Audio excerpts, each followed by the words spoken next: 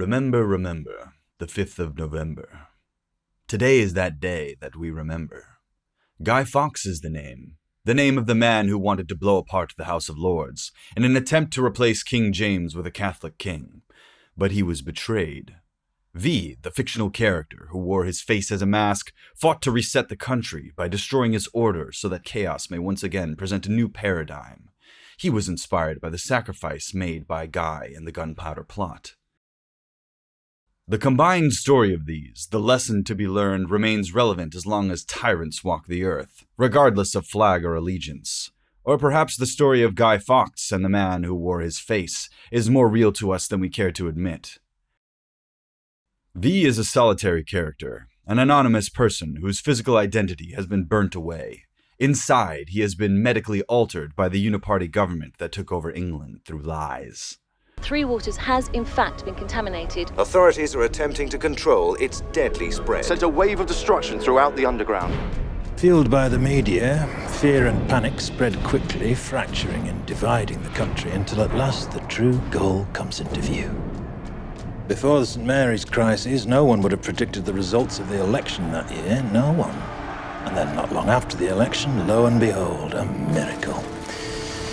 Some believed it was the work of God himself, but it was a pharmaceutical company controlled by certain party members that made them all obscenely rich.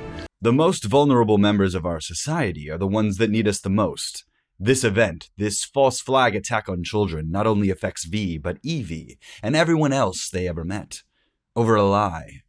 It was not the virus, the fingermen, or the party that was the ultimate weapon in the arsenal of the oppressive government. It was fear. Fear is the greatest weapon in a prison. Fear is the mind killer. Fear and lies. Lies of protection. Lies that let people sit comfortably in the prison cells of their own lives as they are slowly boiled, like so many frog metaphors. But the end result, the true genius of the plan, was the fear.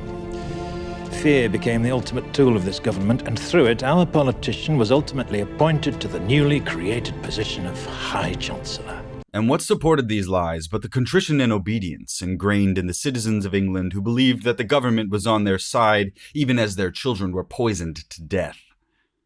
What motivation could there be for such dark and evil times? A spiritual war between those that value power and control over those they deem lesser. On this side is the human spirit itself, fighting for family, friends, for principles and honor, duty, justice, liberty, and all that is good and green. Protagonists, they lose everything to come back to themselves and find true freedom. The only way to be free is to accept your death and fear nothing. For thousands of years, humans have wanted peace.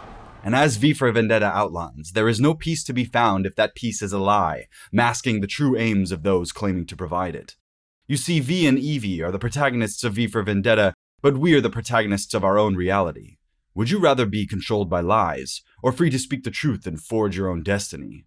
Are you living in fear? Are you free to be you? What would you do to live without the fear of your freedom being taken from you?